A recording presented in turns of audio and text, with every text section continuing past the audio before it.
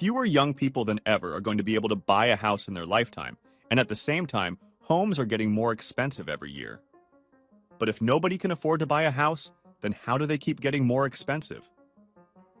A family home should be the bedrock of your financial life. It gives you somewhere to live while building up equity in a place that you can one day call your own.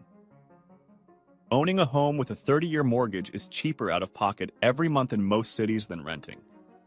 So, if you can buy your own home, you will be richer now and richer in the future. You already know this, but if you're in the 75% of my audience that doesn't own a home, it's probably because you can't afford one.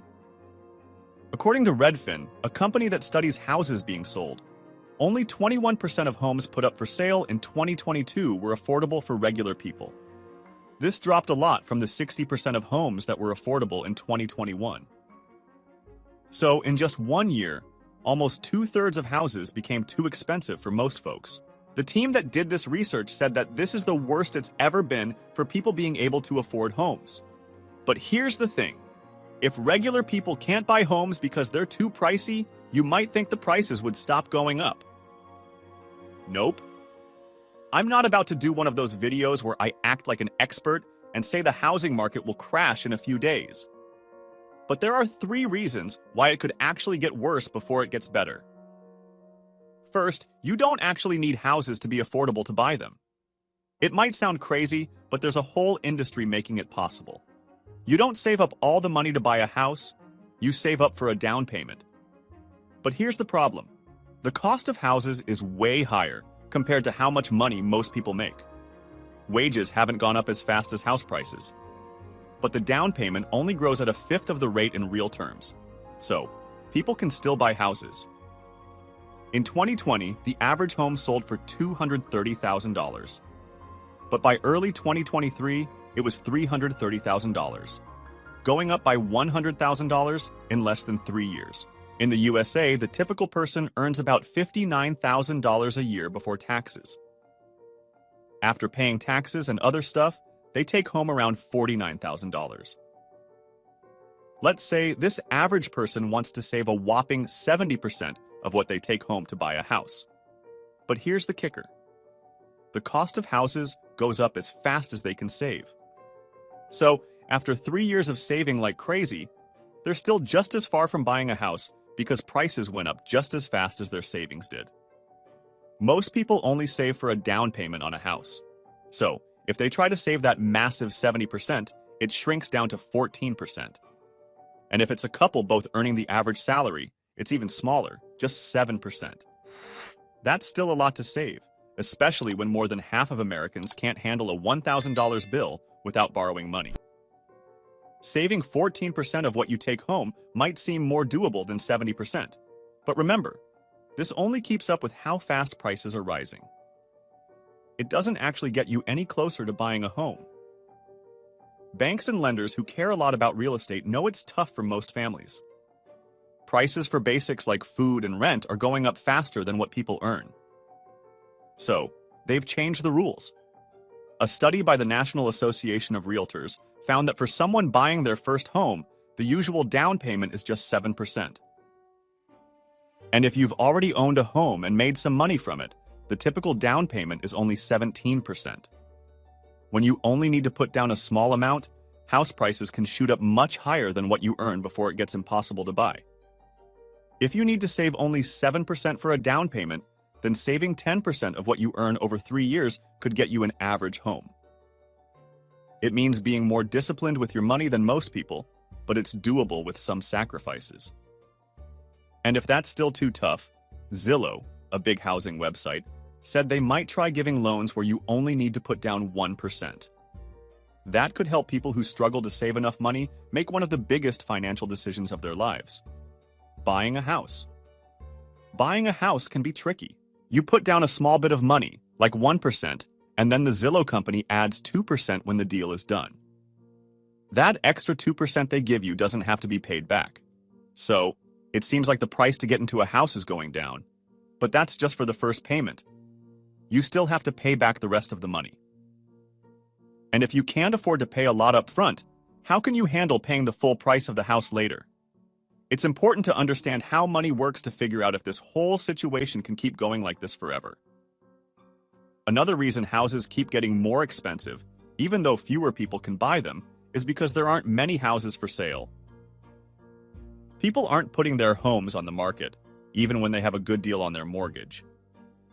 So, not many houses are up for sale, but lots of people still want to move.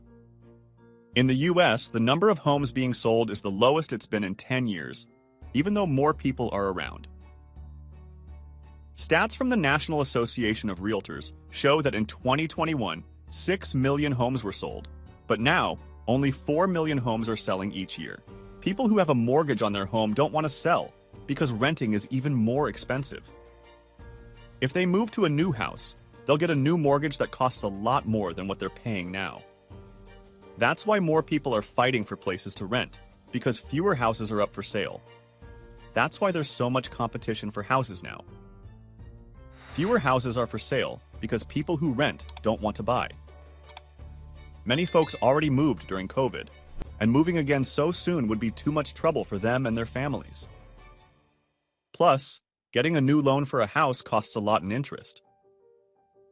Most homeowners stay in their homes for about 13.2 years. After a lot of people bought houses in the last 3 years, more Americans are settling into their new homes, and they're planning to stay longer before selling. New buyers are waiting for lower interest rates before buying homes. Pew Research, in a recent report, found something surprising. More people are living together in one house than they have in 160 years. Usually, families have been getting smaller, and young adults have been moving out to live on their own. But now, things have changed. Younger adults are either choosing or being forced to live with their parents for longer because they can't afford their own place.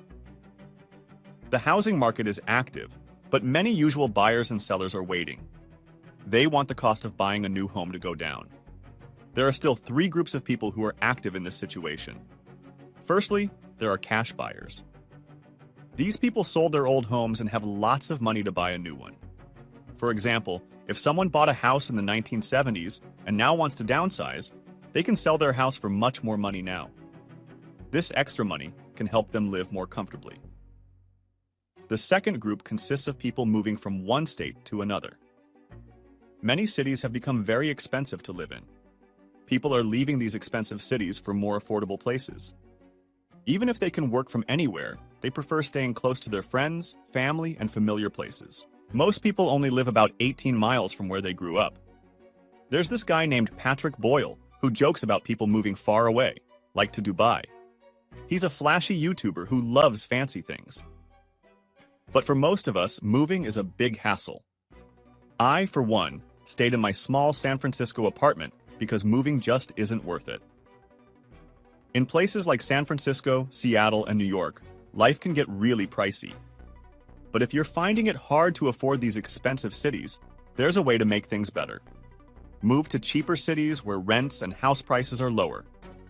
For the same amount of money, you can buy a much bigger house in another city. However, when people from high-cost cities move to more affordable ones, their good-paying jobs can drive up prices in those new places. So while trying to escape high home prices, they might unintentionally make things worse elsewhere. Then there are investors. These folks are focused on making money from what they invest in. Right now, prices are high, and investors who borrow money to buy property have to pay higher interest rates. But in return, they charge higher rents to people who live in these places for a long time or to visitors who rent through platforms like Airbnb. Prices are still too high, but a big chunk of home purchases is being made by these investors. In fact, according to Redfin, there was a whopping 145% increase in investment purchases in 2022, and the fastest growing investors were big companies buying up lots of properties for real estate investment trusts, REITs. Now, REITs are like groups of people who pool their money to buy a bunch of properties. They used to focus on big commercial stuff like malls, hotels, and offices, which were too expensive for one person to buy.